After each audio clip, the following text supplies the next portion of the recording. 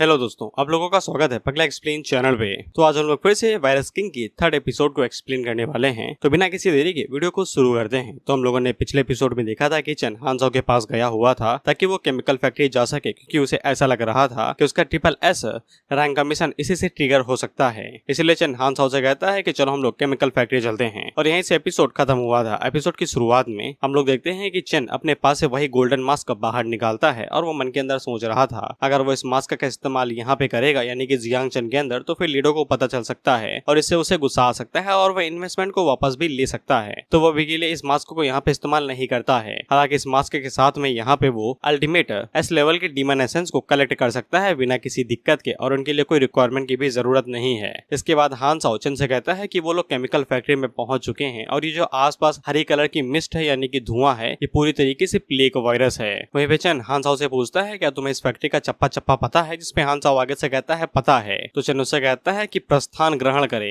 लेकिन हांसाओ की फट रहे थे क्योंकि ये ग्रीन कलर की मिस्ट उसके लिए डेंजरस थी। तो चन उससे कहता है कि मुझसे बस 2 कदम दूर रहो, बाकी सब कुछ ठीक रहेगा और मैं तुम्हें उस जगह पे भी लेके चलूंगा जहाँ पे तुम्हारे फादर काम किया करते थे, शायद से तुम्हारा मिशन भी ट्रिगर हो सके। इसके लिए हांसाओ मान जाता है और वो अपने पास से मास्क निकाल के पहन लेता है। चन के हाथों में जो प्लेग सील थी वो भी आगे से चमकने लगती है और नोटिफिकेशन बाहर निकल के उसे बताता है कि उसके हाथों में जो प्लेग मार्क है वो ट्रिगर हो चुका है, मिशन एक्टिवेट हो चुका है। टियान को ये मिशन कंप्लीट करने के लिए उसे यहाँ पे इस प्लेग म्यूटेशन के सोर्स को ढूंढना था कि ये इतना ज्यादा धुआं निकल कहां से रहा है। इसके लिए उसे 10,000 एक्सपीरियंस पॉइंट मिलेंगे। चन का लेवल 10 हो चुका था, इसलिए उसके वायरस कंट्रोल करने की एबिलिटी भी एनहांस हो चुकी थी और उसके लिए प्लेग वायरस को एब्जॉर्ब करना अब और भी ज्यादा इजी हो चुका था, बल्कि उसे मजा आ रहा था। उसे ऐसा लग रहा था कि कोई इसके ऊपर छाछनी की बरसात करे दे रहा है। चन के 10 मीटर के रेडियस के अंदर वो किसी भी तरीके के वायरस को कंट्रोल कर सकता है। वहीं पे हांसाओ उसे कहता है कि तुम इतनी खतरनाक जगह को एंजॉय करो, तुम सच में कुछ अजीब ही प्रजाति हो। चन उससे कहता है ठरकी का हो ना, लेकिन उसी टाइम पे इन लोगों की नजर एक मस्कीटो के ऊपर पड़ती है जो मस्कीटो बिल्कुल भी नहीं था। ये साला हाथी के बराबर हो रखा था, हाथी का बच्चा इसे छोटा लगेगा। चन की भी वही आदत थी जो मेरी थी, मच्छर देखते ही पेल दो। इसीलिए वो अपने हाथों को ब्लेड के अंदर बदलता है और मच्छर के 2 टुकड़े कर देता है और उसके टुकड़े करने के बाद कहता है हेट मच्छर्स आस भाई आस। वहीं पे हांसाओ चन को बताता है ऐसा लगता है कि ये मच्छर यहाँ पे इस मशरूम को गार्ड कर रहा था, कहीं यही सोर्स ऑफ प्लेग तो नहीं है। वहीं पे चन उससे कहता है छूना नहीं, अगर छुओगे तो तुरंत ही मर जाओगे, अगर आसानी के साथ मरना चाहते हो तो बस इसे सूंघ लो, सूंघने से कम दर्दनाक मौत मरोगे। जिसपे हांसाओ डर के तुरंत पीछे हट जाता है, लेकिन हम लोग चन को देखते हैं जो कि उस मशरूम को आसानी के साथ उठा लेता है, ये कहते हुए इसके अंदर प्लेग और बैक्टीरिया मिला हुआ है। वहीं पे उस मशरूम को खाने भी लगता है। हांसाओ उससे कहता है भाई तुम्हारा पाचन लोहे का बना है क्या, जो देखो वो पीले ले रहे हो। इस पे चन उससे कहता है कोई बात नहीं डूड, मैं इन सभी चीजों से इम्यून हूँ। वहीं पे जब वो इस वायरस यानी कि मशरूम को खाता है तो फिर उसे वायरस पॉइंट मिलते हैं, वो भी 150। इसके बाद वो पूरे मशरूम को ही निगल जाता है, ये कहते हुए कि इसे खाने से मुझे कई सारे ज़ॉम्बीज को मारने भर के पॉइंट मिल गए। इसके बाद वो हांसाओ से कहता है कि चलो उस जगह को चेक करते हैं जहाँ पे तुम्हारे फादर काम और रहा करते थे। इसके बाद ये लोग उस वाले इलाके में आ जाते हैं जहाँ पे वर्कर्स रहा करते हैं। यहाँ पे भी कीड़े थे, ये कॉकरोच की तरह या मक्खी की तरह कुछ तो थे, बस रेंग रहे थे। वहीं पे हांसाओ चन को बताता है कि उसने पूरा इलाका चेक कर लिया है, उसने अपने फादर के काम करने वाले जगह को भी चेक कर लिया, लेकिन उसके मिशन के रिलेटेड उसे कोई भी क्लू नहीं मिला है। तो चन उससे कहता है कि तुम मेरे साथ ज्वाइन कर लो, हम लोग सोर्स ऑफ प्लेग को ढूंढते हैं, अगर मैं तुमसे भागने कहूँ तो तुरंत भाग जाना, बिल्कुल भी चिंता ना करना। हांसाओ आगे से कहता है कोई बात नहीं, आपको धक्का देके भाग जाऊंगा, आप मरो मैं नहीं। इसके बाद वो लोग किसी और एरिया के अंदर जाते हैं जहाँ पे प्लेग वायरस कुछ ज्यादा ही हाई था। चन उससे पूछता है इस जगह के बारे में पता है, तो हांसाओ आगे से बताता है कि ये सीवेज डिस्पोजल है जहाँ पे केमिकल क्लाइंट का कचरा वचड़ा डाला जाता है, क्योंकि अगर उसे ऐसे ही डिस्पोज कर देंगे तो फिर पानी प्रदूषित हो जाएगा और हवा भी, जमीन भी खराब हो जाएगी, फसल नहीं होगी। हांसाओ बताता है कि यहाँ पे 2 सबसे बड़े टैंक हैं जिनके जरिए यहाँ पे कचरा डाला जाता है। वो यहाँ पे पहले गया हुआ था, लेकिन उसे चक्कर आने लगे तो वो वापस आ गया। इसके बाद ये लोग उसी टैंक के अंदर जाते हैं जहाँ पे अलग ही दुनिया बनी हुई थी। बेसिकली यहाँ पे इतना ज्यादा केमिकल डाला गया था कि ये जगह एक तरीके से केमिकल इंसेक्ट के लिए जन्नत बन चुकी थी। अलग अलग तरह के पौधे थे, कीड़े थे यहाँ पे उगे हुए। इसलिए चन हांसाओ से कहता है कि अपनी मेंटल एनर्जी का इस्तेमाल खुद के ऊपर कवर की तरह करो, अगर किसी कारणवश अगर मैं तुमसे कुछ ज्यादा ही दूर चला गया तो फिर प्लेग तुम्हें इन्फेक्ट नहीं करेगा। लेकिन जब ये लोग उस टैंक के अंदर घुसते हैं तो फिर यहाँ पे एक और बंदा था जो कि इन लोगों से कहता है प्लेग के बच्चों और वायरस के गुलाम, चिल्ड्रन ऑफ द कल्ट। तो फिर चन बिना किसी मौके की तलाश में डायरेक्ट उसके ऊपर अटैक ही कर देता है, लेकिन उसका डिफेंस कुछ ज्यादा ही हाई था। उसके ये ब्लेड उसके स्ट्रॉन्गेस्ट फॉर्म थे, लेकिन इसके बावजूद वो यहाँ पे उसके डिफेंस को तोड़ नहीं पाए। फिर ये बंदा प्लेग कल्ट का एक मेंबर था, इसीलिए वो चन को यहाँ पे अपना भगवान मानता है और उसकी पूजा और अर्चना वर्चना करने लगता है, ये कहते हुए कि हम आपके बहुत बड़े भक्त हैं, आप ही हमारे भगवान हैं जो कि यहाँ पे डिवाइन पावर को जला सकते हैं और प्लेग की कृपा को हर तरफ फैला सकते हैं पूरी दुनिया के अंदर। वहीं पे हांसा को कुछ भी समझ में नहीं आ रहा था कि ये घुटने टेक के चन की पूजा क्यों कर रहे हैं। चन को को भी कुछ भी समझ में नहीं आ रहा था, लेकिन वो बंदा आगे से बताता है कि वो उसके सामने घुटने टेक के इसीलिए पूजा कर रहा है क्योंकि वो एक डेस्टिनेटेड ग्रेट गॉड है। ये अपना नाम पुका अजीजुमी बताता है और चन से कहता है कि ये चन को अपनी आत्मा सोल सब कुछ दे देगा। बाय द वे इसका लेवल 71 था। चन उसका लेवल चेक करता है तो वो हमें बताता है कि यहाँ पे 71 लेवल को ट्रांसफॉर्मेशन सेंट माना जाता है, यानी कि बहुत बड़ा ताकतवर बंदा। यहाँ तक कि उसकी प्रीवियस लाइफ में वो भी यहाँ पे सिर्फ 79 यानी कि 79 लेवल पे ही था और चन को समझ में नहीं आ रहा था कि इतना ताकतवर बंदा ट्रायल की शुरुआत में ही कैसे आ सकता है। कहता कि डीमी जब चन की सर्वेंट बने थी तो फिर उसे यहाँ पे स्पिरिचुअल सेंस सिर्फ डी क्लास की ही महसूस हुई थी, लेकिन पुका से उसे यहाँ पे एस क्लास की सेंस महसूस हो गई जो कि एक सेंट है। कहता कि पुका उसके सामने पूरी तरीके से डिफेंसलेस है, अटैक वटैक भी नहीं कर रहा। चन उससे पूछता है कि मैं सच में तुम्हारा डेस्टिनेटेड गॉड हूँ। पुका आगे से बताता है कि उनके हाई प्रीस्ट ने उन्हें गाइडेंस देने के लिए अपनी जिंदगी दांव पे लगा दी और ये बताया था कि चन यहाँ पे जब भी आएगा तो वो ट्रायल की शुरुआत में आएगा और उसके पास यहाँ पे प्लेग सील होगा, इसीलिए चन को ही यहाँ पे इन लोगों का डेस्टिनेटेड गॉड होना चाहिए जो कि है प्लेग गॉड यानी कि महामारी का देवता। विपेचन ने अपनी पिछली लाइफ में सुना था कि जो हाईएस्ट लेवल के टैलेंट होते हैं उन्हें यहाँ पे एक्सक्लूसिव यानी कि कुछ खास अपॉर्चुनिटीज मिलती हैं, क्योंकि चन यहाँ पे एक वायरस किंग है, वायरस मोनार्क है, तो फिर ये अपॉर्चुनिटी उसी के लिए ही होगी। यहाँ तक कि ये अपॉर्चुनिटी यहाँ पे हानसाओ की demon blood line story line से भी ज्यादा खास है। इसीलिए चन पुका से पूछता है कि तुम मेरे लिए क्या कर सकते हो। इस पे पुका आगे से बताता है कि इस जगह पे घुसने के लिए, इस ट्रायल के अंदर घुसने के लिए उन लोगों ने यहाँ पे काफी ज्यादा हाई प्राइस दिया है, सिर्फ इसलिए ताकि वो लोग ट्रायल के दौरान में चन की मदद कर सके। यहाँ पे पुका काफी ज्यादा खुश है कि उसकी मुलाकात चन से हो सकी। उन लोगों का हर एक मेंबर जो यहाँ पे आया है वो यहाँ पे चन को सिर्फ कल्ट के ट्रेजर प्रोवाइड करने के लिए ही आया है, लेकिन वो लोग चन को यहाँ पे डायरेक्टली सभी ट्रेजर से नहीं दे सकते हैं यूनिवर्सल विल की वजह से, लेकिन चन को कोई भी फर्क नहीं पड़ता था। पुका उसे पूछता है कि तुम्हें किस टाइप का ट्रेजर चाहिए, तो चन उसे कहता है कि कोई जॉब ट्रांसफर स्क्रोल वाला कुछ है क्या। पुका आगे से कहता है जॉब ट्रांसफर स्क्रोल, और वो चन को बताता है कि उसके पास कई सारे हैं, जिसके बाद वो अपने पास एस लेवल का लेक नाइट का स्क्रोल निकालता है, इसके बाद एस लेवल का जार का मास्टर स्क्रोल निकालता है, और जिसके बाद वो यहाँ पे सबसे प्रीसियस जो कि कल्ट के अंदर सिर्फ एक ही है ट्रिपल एस लेवल का डूम प्रिंस स्क्रोल बाहर निकालता है। हानसाओ काफी ज्यादा हैरान हो जाता है क्योंकि जॉब ट्रांसफर प्रोफेशन काफी ज्यादा हाईएस्ट लेवल के स्क्रोल होते हैं। हालांकि चन को यहाँ पे दो एस लेवल के अंदर कोई भी इंटरेस्ट नहीं था। वो पुका से पूछता है कि यहाँ पे ट्रिपल एस लेवल का है क्या कोई, जिस पे पुका चन से बताता है कि भले उसे ये ना पता हो लेकिन एस लेवल का ट्रिपल एस लेवल का जॉब ट्रांसफॉर्मेशन स्क्रोल बिगनिंग के टाइम पे होना नामुमकिन सा है। यहाँ तक कि कई सारे गॉड्स को भी प्रमोट करने के लिए सिर्फ एस लेवल, ए लेवल और बी लेवल के प्रोफेशन ही दिए जाते हैं और ज्यादा से ज्यादा एस लेवल बस। चन उसे कहता है मुझे पता है ये सब कुछ, मुझे बस यहाँ पे ट्रिपल एस लेवल का जॉब ट्रांसफर स्क्रोल चाहिए, अगर है तो नहीं तो भाग जाओ यहाँ से। इस पे पुका आगे से खुशी के आंसू रोने लगता है। वो आगे से कहता है कि सिर्फ एस लेवल का चाहिए और वो आगे से चीखते हुए कहता है कि यही है हमारा फ्यूचर गॉड। अभी भी यहाँ पे उम्मीद बाकी है कि इन लोगों का प्लेग सेक्टर रिवाइव हो सकता है। चन उसे कहता है रोना धोना बंद करो यार, अगर है तो दो, नहीं भाग जाओ यहाँ से, मैं जा रहा हूँ यहाँ से। इस पे पुका चन को बताता है कि उनके पास स्क्रोल तो नहीं है लेकिन एक तरीका पता है जिससे वो लोग यहाँ पे ट्रिपल एस लेवल का स्क्रोल पा सकते हैं। चन उससे पूछता है तरीका, कौन सा तरीका। इस पे पुका चन को बताता है कि वो डायरेक्ट चन को यहाँ पे स्क्रोल नहीं दे सकता है, चन को अपने हाथों से उसे हासिल करना पड़ेगा। चन उससे पूछता है कैसे। इस पे पुका उसे बताता है कि वो यहाँ पे एक सीक्रेट स्पेस खोलेगा जो कि चन को इस धरती पे हुए सबसे बड़े महान प्लेग इवेंट पे लेके जाएगा, द ब्लैक डेथ इवेंट। ये इतनी बड़ी महामारी थी कि आज तक किसी महामारी ने इसका आंकड़ा तोड़ नहीं पाया है। जितने लोग इस महामारी में मरे थे आज तक उतने किसी भी महामारी में नहीं मरे हैं, इसलिए ब्लैक डेथ इस इवेंट को कहा जाता है। इसलिए चन को इस इवेंट के अंदर घुसना पड़ेगा और उसे वहाँ पे जाके प्लेग ऑफ सीड को कलेक्ट करने पड़ेंगे जो कि हिस्ट्री के अंदर बने थे। अगर वो इनका इस्तेमाल यहाँ पे जॉब ट्रांसफर स्क्रोल की तरह करे तो फिर शायद उसे यहाँ पे ट्रिपल एस लेवल का स्क्रोल मिल सकता है। चन उससे कहता है अगर इस बात की चांस है तो फिर ट्राई करते हैं। इसके लिए पुका मान जाता है और वो यहाँ पे सीक्रेट डंजन को खोलने के लिए यहाँ पे खुद को सेक्रीफाइस करने वाला था अपनी सोल के साथ में, ताकि वो अपने प्लेग गॉड के लिए यहाँ पे सीढ़ी बन सके उसकी मंजिल की खातिर। जिसके बाद वो अपने आप को सेक्रीफाइस करता है और वो जैसे ही यहाँ पे अपने आप को सेक्रीफाइस करता है तो फिर यहाँ पे एक बहुत बड़ा मशरूम सा कुछ बन जाता है जो कि एक एक्सप्लोसिव डंजन थी। इस डंजन का नाम भी बहुत ज्यादा खतरनाक था, the howling of the 8 million souls. चन के पास यहाँ पे सिर्फ 3 मिनट ही थे, 3 मिनट के बाद ये डंजन क्लोज हो जाएगी, तब तक वो अंदर घुस गया तो फिर घुस गया, नहीं भाड़ में जाओ। इसलिए वो हानसाओ से कहता है कि तुम वापस जा सकते हो, मैं तुम्हें अंदर लेकिन नहीं जा सकता। इस पे हानसाओ आगे से कहता है मुझे भी मरने का कोई शौक नहीं, देखा नहीं उसने यहाँ पे अपने आप को सेक्रीफाइस कर दिया सिर्फ इस डंजन को खोलने के लिए, क्या पता अंदर कितना ज्यादा खतरा हो। चन उसे कहता है कि पोर्टल काफी जल्दी ही बंद हो जाएगा, मैं तुम्हें जल्दी से बाहर छोड़ के आता हूँ, जिसके बाद अंदर घुस जाऊंगा। इसके बाद चन सबसे पहले हानसाओ को बाहर छोड़ता है और दोबारा रंजन की तरफ आगे बढ़ने लगता है। वहीं पे हानसाओ नीचे बैठ के यहाँ पे चैट ग्रुप में बातें करने लगता है कई सारे लोगों के साथ में। यहाँ पे सबके नाम बताए जा रहे थे लेकिन मैं नहीं बताने वाला, नाम तुम्हें घंटा नहीं याद रहने वाले बिना शकल के। अब ये सभी यहाँ पे चन के बारे में ही बात कर रहे थे कि यहाँ पे उन लोगों ने एक मिशन को पूरा किया लेकिन एक खतरनाक डंजन की वजह से इन लोगों को वापस जाना पड़ा, लेकिन चन उस डंजन डंजन के अंदर जाने वाला है और सभी लोग यहाँ पे इसी बारे में बात कर रहे थे कि वो बंदा खुद को सेक्रीफाइस कैसे कर सकता है सिर्फ एक डंजन को ओपन करने के लिए। इसके बाद ये सभी गए पहाड़ में। हम लोग यहाँ पे चन को देखते हैं और वहाँ पे उसका आवर ग्लास दोबारा चमकने लगा था।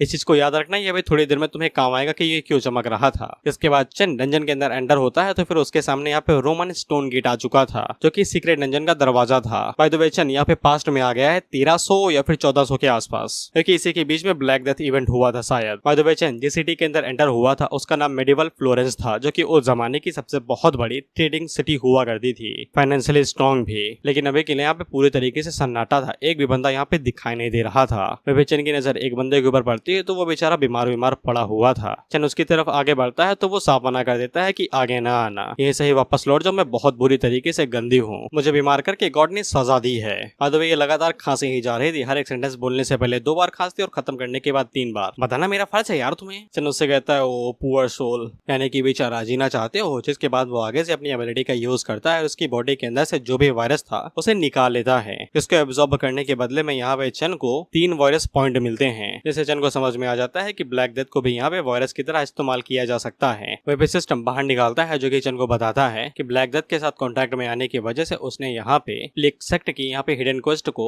एक्टिवेट कर दिया है। इसके बाद चन को यहाँ पे मिशन का इंट्रोडक्शन दिया जाता है कि अर्थ पे सबसे बड़ा इतिहास ब्लैक डेथ ने ही कॉज किया था। इसके दौरान में यहाँ पे 80 मिलियन लोग मरे थे, टोटल 8 करोड़ के आसपास। इस महामारी ने धरती को भी पूरी तरीके से गंदा कर दिया था, यहाँ तक कि फसल भी नहीं उग रही थी। और प्लेग कल्ट के पास यहाँ पे जिम्मेदारी है और एबिलिटी है कि वो इस प्लेग को रिकवर कर सकता है प्लेग सीड के जरिए। इसलिए मिशन का ऑब्जेक्टिव यहाँ पे यही था कि चन को टोटल यहाँ पे प्लेग सीड को कलेक्ट करना था। और जब चन यहाँ पे सारे प्लेग सीड्स को कलेक्ट कर लेगा तो फिर उसको यहाँ पे जॉब ट्रांसफॉर्मेशन स्क्रोल दे दिया जाएगा मिशन के आखिर में। हालांकि चन को अभी तक ये भी नहीं पता है कि ये प्लेग सीड है क्या और वो इसे कैसे कलेक्ट कर सकता है। वही जो बंदी मरने वाली थी वो आगे से एकदम ठीक हो जाती है, एकदम ठीक, एकदम तरोताजा। इसीलिए वो चन को यहाँ पे मैसेंजर ऑफ गॉड यानी कि भगवान का संदेशा मान लेता है और उसे कहता है कि अब से मैं तुम्हारी फॉलोवर बनूंगी। इस पे चन कंधे पे लगे हुए मास्क को बाहर निकालता है, यही सोचते हुए कि उसे फॉलोवर्स और शोहरत की जरूरत है, क्योंकि इसके साथ में उसके लिए इन्फॉर्मेशन और चीजों को ढूंढना और भी ज्यादा इजी हो जाएगा। इसलिए वो मास्क को अपने मुंह पे लगा लेता है और उस लड़की से कहता है कि कुछ गलत वलत ना समझो, मैं भगवान का कोई देवता वेवता या मैसेंजर नहीं हो। तो वो लड़की आगे से पूछती है तो फिर कौन से गॉड के मैसेंजर हो भाई तुम? चन उसे कहता है कि मैं किसी भी गॉड का मैसेंजर नहीं हूँ, मैं प्लेग गॉड हूँ। इसके बाद वो उस लड़की से कहता है जाओ और जाके हर किसी को बता दो कि मैं उन्हें ठीक कर सकता हूँ, उनसे कह दो कि वो मुझसे आके लॉर्ड स्क्वायर में मिले। इसके बाद वो लड़की भागते हुए जाती है और सभी लोगों को चिल्ला चिल्ला के बुलाने लगती है कि जितने भी लोग यहाँ पे पेंडेमिक से सफर कर रहे हैं वो मेरी बात सुने। हमारी दुनिया पे प्लेग गॉड आ चुका है जो कि यहाँ पे हर किसी की मदद कर सकता है और हर किसी को ठीक कर सकता है। और मैं यहाँ पे इस एरा के बारे में कुछ भी नहीं कहूंगा, हर कोई एकदम बेचारा मासूम था, इजीली मैनिपुलेट हो जाते थे ये, तो इन्हें कोई भी गाली नहीं देगा, दे आर इनोसेंट। इसके बाद वो लड़की हर गली में इसी तरीके से चिल्लाते चिल्लाते भागने लगती है और जो भी लोग यहाँ पे उसकी तरफ देख रहे थे वो अपने मन के अंदर यही सोच रहे थे कहीं ये बेचारी पागल तो नहीं हो गई बीमारी की वजह से,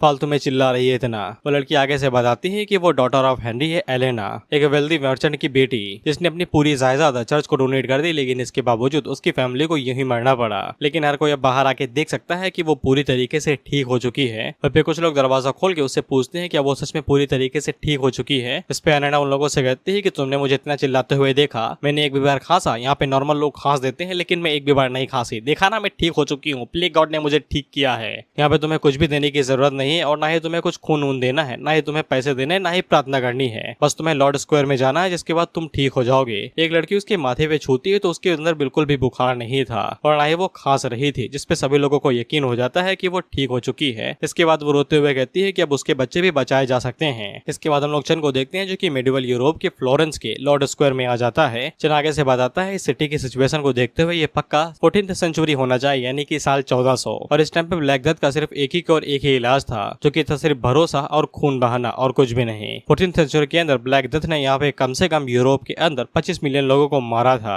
अगर ग्लोबली देखा जाए तो कम से कम 80 मिलियन। अगर चन को यहाँ पे प्लेग सीड नहीं मिलता है तो फिर उसे बाकी पूरी दुनिया के अंदर ट्रेवल करना पड़ेगा। इसके बाद चन जब पीछे मुड़ के देखता है तो सभी लोग यहाँ पे आ चुके थे चन से अपने आप को ठीक करवाने के लिए। चन भी आगे से एकदम चर्च के पादरी की तरह कहने लगता है come closer my poor childs, don't be afraid यानी कि डरो नहीं। इसके बाद कुछ लोग आगे बढ़ते हैं तो चेन अपने टेंटिकल्स को बाहर निकालता है और इनके अंदर से वायरस को एब्जॉर्ब करने लगता है और इन्हें महामारी से आजाद कर देता है। जिसके बाद वो इसी तरीके से हर किसी के अंदर से वायरस को एब्जॉर्ब करने लगता है और सभी को एकदम ठीक हो जाते हैं, हर कोई, बच्चे बूढ़े सब कोई। इस पे सभी लोग एकदम खुशी के आंसू रोने लगते हैं कि उन्हें यकीन था कि कोई उनकी मदद करने के लिए आएगा। इस पे एक बंदा आगे से चिल्लाने लगता है कि ये great God of light Holi church की तरफ से आए हैं। तो कुछ लोग उसे कहते हैं बेवकूफ, ये किसी भी चर्च वर्च से नहीं आया है, this is our plague god. इस पे सभी लोग अब चेन की पूजा करने लगते हैं, ये कहते हुए कि हम आपके ऊपर भरोसा रखते हैं, आप हमारे हैं God of plague. Chain in लोगों से कहता है कि खड़े हो, तुम्हें कोई भी दर्द नहीं होना चाहिए, तुम यहाँ से जा सकते हो और कुछ दिनों के दौरान तुम्हारी तबीयत पूरी तरीके से ठीक हो जाएगी। और वह इन लोगों से कहता है जाओ और जाके और भी बेचारे बच्चों को लेके आओ जो इस महामारी से तड़प रहे हैं। तुम्हारी प्रार्थना, तुम्हारी श्रद्धा मुझे नहीं चाहिए, मैं यहाँ पे जो करने के लिए आया हूँ वो है प्लेग को रोकना, बस और कुछ भी नहीं। इस पे कुछ लोग चेन से रोते हुए कहते हैं कि आप इतने दयालु हैं कि आपने हमारे पापों को माफ कर दिया, हम आपकी प्रार्थना कैसे करें। एलेना इन लोगों से कहती है कि चलो गॉड को परेशान न करते हैं और जो लोग पीछे छूट गए हैं उन्हें यहाँ पे लेके आते हैं और उनकी मदद करते हैं। हम लोग इसी तरीके से यहाँ पे गॉड की मर्सी को पूरे फ्लोरेंस के अंदर फैला पाएंगे। लेकिन इसी टाइम पे यहाँ पे चर्च के कुछ नाइट्स आ जाते हैं जो कि चेन के ऊपर इल्जाम लगा रहे थे कि चेन यहाँ पे गॉड होने का दिखावा कर रहा है और वो बीमारी को और ज्यादा फैला रहा है। और वो लोग चेन से कहते हैं भाग जाओ यहाँ से, और वो चेन के ऊपर हमला करते हुए कहते हैं कि ये महामारी गॉड की पनिशमेंट है, यहाँ पे कैसे एक दूसरा गॉड ऑफ प्ले को हो सकता है। और वो लोग चेन को यहाँ पे हेरिटेक बुला रहे थे। हेरिटेक को आसान शब्दों में अंधभक्त ही समझो, जो अच्छे भगवान की पूजा नहीं करता है और बुरे की पूजता है, एग्जाम्पल के लिए लूसीफर। इसी को ही लपेटते हैं ज्यादातर। वही चेन को इसी मौके की तलाश की थी, जिसके बाद वो लोग आगे बढ़ते हैं और चेन के अंदर अपनी तलवार घुसेड़ देते हैं और यही मौका है चेन के पास कि वो यहाँ पे अब खुद को यहाँ पे असली गॉड बना सकता है। इसके बाद ये नाइट चेन को मारने के बाद हर किसी से कहते हैं कि हेरिटेक मारा जा चुका है, तुम लोगों को यहाँ पे अपने पापों का प्रायश्चित करना चाहिए, तुम कैसे एक पाखंडी के सामने अपने घुटने टेक सकते हो, और इसीलिए तुम लोगों को यहाँ पे इस महामारी से तड़पना पड़ रहा है। लेकिन इन सभी नाइट्स के फटके चार तो तब हो जाती है जब इन्हें दिखाई देता है कि सही सलामत एक खून की बूंद भी नहीं बही, जिसपे एलेना पत्थर उठा लेती है। The most dependable and affordable weapon of streets, कोई भी इस्तेमाल कर सकता है, बस फेंकना ही है, निशाना तगड़ा होना चाहिए, ये रिक्वायरमेंट है। हालांकि चेन एलेना को रोक देता है ये कहते हुए कि मुझे चोट नहीं लगी है। इस पे एलेना आगे से कहती है हमें पता है कि ग्रेट गॉड प्लेग छोटी मोटी शॉट से थोड़ी ना हर्ट होंगे, लेकिन इन लोगों ने आपके ऊपर अटैक करने की जरूरत की है, आपको यहाँ पे डिवाइन पनिशमेंट का इस्तेमाल करना चाहिए इन सभी बेवकूफ होली चर्च के नाइट्स के ऊपर। इस पे ये सभी नाइट्स की फटने लगती है। आगे से कहते हैं हमारे ऊपर भी पनिशमेंट गिरेगी क्या भाई। इस पे चेन यहाँ पे सभी लोगों को मैनिपुलेट करते हुए कहता है कि तुम गलत हो एलेना, ये मुझे चोट नहीं पहुंचा सकते हैं, तो फिर मैं इनके खिलाफ गर्ज क्यों रखूं और मैं इन्हें पनिशमेंट क्यों दूं। इसे कोई फर्क नहीं पड़ता कि ये कितनी शॉट्स को मेरी बॉडी के अंदर घुसाते हैं, मैं हमेशा की तरह आज भी तुम लोगों को बचाता रहूंगा इस प्लेग से।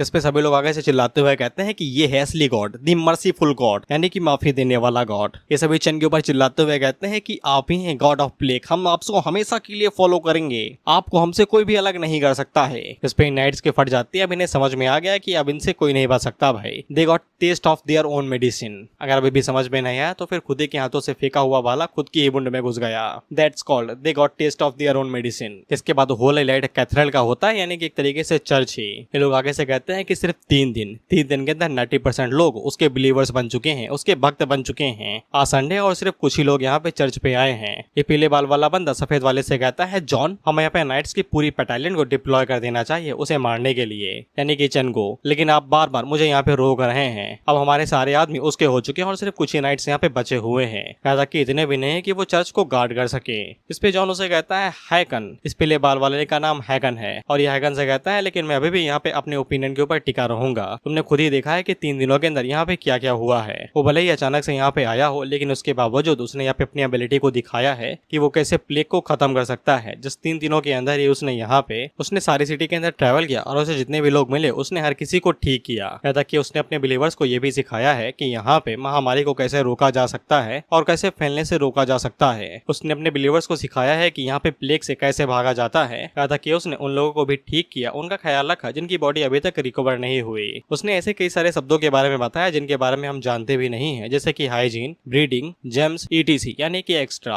अब उसके बिलीवर्स के ऊपर कोई भी पाबंदी नहीं लगी हुई है, वो कुछ भी कर सकते हैं जो कि रिक्वायर्ड है, यहाँ तक कि बच्चे भी कर सकते हैं। ऑफ कोर्स भाई चर्च ने मना कर दिया होगा, अगर तुम लोग बच्चे पैदा करते हो तो ये पाप के बच्चे बनेंगे, ऐसा है कुछ। यहाँ तक कि चर्च ने अपने लोगों को ये भी सिखाया कि एक मर्सीफुल गॉड कभी भी अपने बिलीवर्स को ये नहीं सिखाता है कि वो लोग अपने धर्म और अपने यकीन को लेकर आपस में लड़ाई करें। अगर वो लोग यहाँ पे चर्च के ऊपर अटैक करते हैं तो सभी की आंखें खुल जाएंगी और हर किसी को पता चल जाएगा कि कौन गॉड है और कौन इविल है। इस पे हैकन जॉन से कहता है कि तुम्हारी बातों से ऐसा लगता है कि तुम खुद उन्हीं के कल्ट का हिस्सा बन चुके हो। क्या तुम्हें चर्च ऑफ लाइट की चिंता नहीं है कि हमारे लॉर्ड का क्या होगा? इस पे जॉन आगे से कहता है कि हमें अपने लॉर्ड के बारे में चिंता करने की जरूरत नहीं है, हमारे लॉर्ड सुप्रीम ट्रू गॉड हैं, हमें सिर्फ अपने बारे में चिंता करना चाहिए। मैंने यहाँ पे पहले ही पोप को लेटर लिख के बता दिया है कि यहाँ पे क्या हुआ है। पोप को एक तरीके से चर्च का गॉड फादर या फिर हेडमास्टर कहा जाता है, ऐसा ही कुछ। मुझे चर्च के बारे में ज्यादा नहीं पता है। इसके बाद हम लोग चन को देखते हैं और उसके हाथों में हम लोग यहाँ पे प्लेग सीड को देखते हैं। चन ने अभी तक जितने भी यहाँ पे डेथ ब्लैक वायरस यानी कि इस महामारी से वायरस एब्जॉर्ब किया था, ये उनसे बना था। इससे चन को समझ में आ जाता है कि प्लेग सीड को ऐसे ही यहाँ पे बनाया जा सकता है। लेकिन चन ने यहाँ पे फ्लोरेंस के हर किसी को ठीक कर दिया और यहाँ पे छोटी मोटी ही प्रोग्रेस बनी है, जो कि एक बैड न्यूज है, क्योंकि चन की यहाँ पे मिशन की प्रोग्रेस 0.001% थी, यानी कि मिशन इम्पॉसिबल ना के बराबर। साथ ही में नीचे लिखा हुआ भी था कि जो लोग अभी तक यहाँ पे प्रार्थना कर रहे हैं और अपने पापों का प्रायश्चित कर रहे हैं, अगर वो ये चीज पिलर के सामने करते हैं तो पिलर उसे यहाँ पे प्लेग के अंदर ट्रांसफॉर्म कर देगा। इसके बाद वो पूरा पिलर ही यहाँ पे प्लेग सीड के अंदर बदल जाएगा। इसे चन को समझ में आ जाता है कि उसे अब पूरी दुनिया के अंदर ट्रेवल करना ही पड़ेगा, तभी वो यहाँ पे इस मिशन को कंप्लीट कर पाएगा। इसके बाद एलेना यहाँ पे आती है और वो चन को बताती है कि कई सारे फॉलोवर्स आ चुके हैं। इसके बाद चन बाहर जाता है तो सभी लोग चन को देख के खुश हो जाते हैं और उसकी पूजा पाठ करने लगते हैं, घुटने उठने टेकने लगते हैं। चन इन लोगों को बताता है कि फ्लोरेंस के अंदर जो भी प्लेग था वो खत्म हो चुका है, इसलिए अब उसे दूसरी जगह पे जाना पड़ेगा। लेकिन जाने से पहले वो यहाँ पे उनके लिए कुछ छोड़ के गाएगा। इसके बाद वो इन लोगों के लिए यहाँ पे एक प्लेग पिलर बना देता है और उन्हें बताता है कि जो भी लोग इस प्लेग पिलर के सामने प्रार्थना करेंगे और अपने पापों का प्रायश्चित करेंगे तो ये प्लेग पिलर उनके अंदर से सारा प्लेग और महामारी छीन लेगा।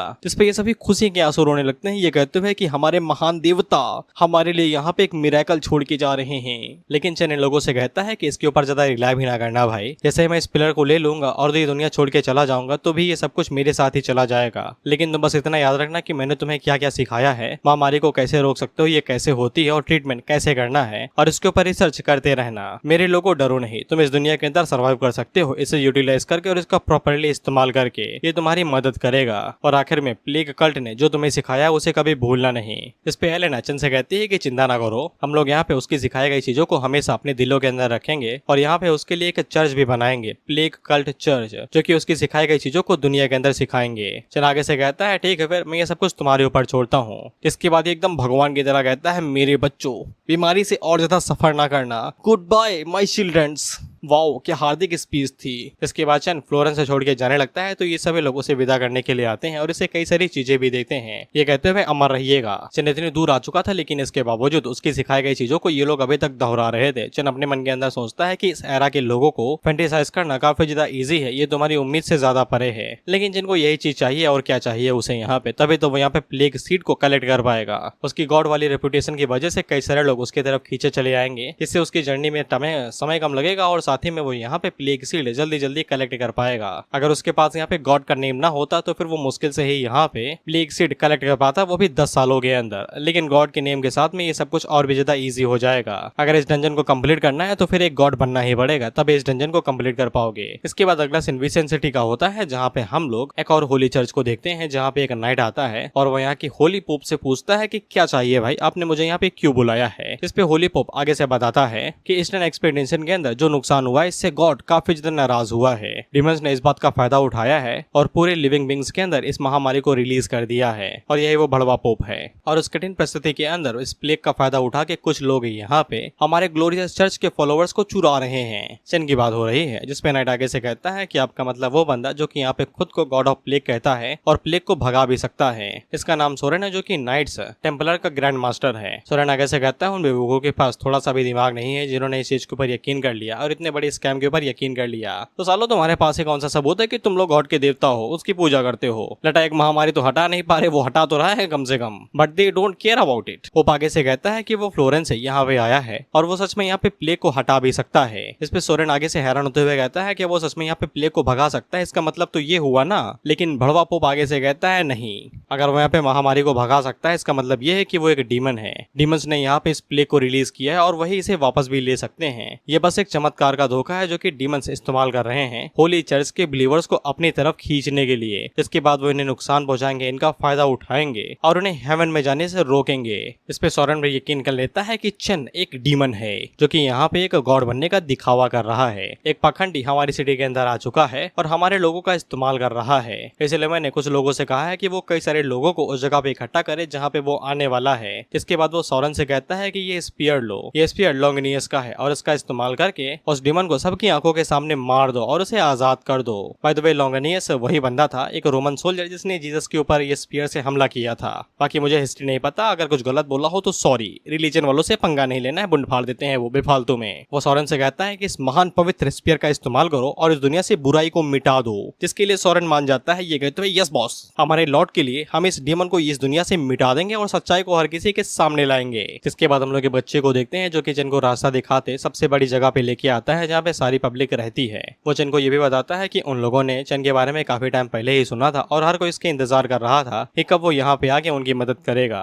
चेन उससे कहता है थैंक यू चाइल्ड, जल्दी से जाओ और हर किसी को बुला के लाओ, मैं यहीं पे ही इंतजार करता हूँ। चेन हम लोगों को बताता है कि फ्लोरेंस को छोड़ने के बाद बाकी सिटी के जितने भी होली चर्च हैं या तो वो उसे दरवाजे पे ही रोक ले रहे हैं या फिर उसे सिटी के अंदर आने ही नहीं दे रहे हैं, उसे डीमन का दब्बा देते हुए। लेकिन इसके बावजूद उसे यहाँ पे किसी ऐसे ने बुलाया है जो कि बीमार भी नहीं है। जिसके बाद चन यहाँ पे होली चर्च के स्क्रप्चर की तरफ देखता है और उसे भी पता है कि ये कितना बड़ा झोलमाल है यहाँ पे। चन को ये भी पता है कि अब वो लोग इसे और भी ज्यादा सह नहीं पाएंगे और उसे पीछे छुड़वाने के लिए वो यहाँ पे पूरी तरीके से हमला करेंगे। हालांकि चन को भी इसी चीज का इंतजार है क्योंकि उसके पास एक मौका आ जाएगा इन सभी परेशानियों से एक बार में ही छुटकारा पाने का। चन बस यही सोच रहा था कि पता नहीं वो कौन सा मेथड यहाँ पे इस बार इस्तेमाल करने वाले हैं मुझसे छुटकारा पाने के लिए। इसके बाद सभी लोग उस जगह पे इकट्ठा हो जाते हैं जैसा कि इन्हें बताया गया था और सभी अपने मन के अंदर यही सोच रहे थे कि ये सच में यहाँ पे प्लेग को ठीक कर सकता है। अगर ये सच में यहाँ पे प्लेग को ठीक कर सकता है तो फिर यहाँ पे होली चर्च उसे जज क्यों कर रही है। पोप यहाँ पे चन से कहता है कि तुम एक डीमन हो और हमारे लॉर्ड ने यहाँ पे बताया है कि तुम्हें डिस्ट्रॉय यहीं पे ही कर दिया जाए। वहीं पे सोरेन आगे से कहता है कि ये स्पीयर ऑफ लॉन्गिनिसिया है, तुम इससे बच के भाग नहीं पाओगे। चन अपने मन के अंदर सोचता है लोभ है, ये लोग यहाँ पे आ गए हैं, या तक कि इन लोगों ने इस तरीके का स्टेज भी बना दिया कि सभी लोगों के आंखों के सामने मुझे मारे। चन यहाँ पे पोप से कहता है कि मैं इस दुनिया के अंदर प्लेग को भगाने के लिए आया हूँ, तुम मेरे ऊपर इल्जाम कैसे लगा सकते हो कि डीमन होने का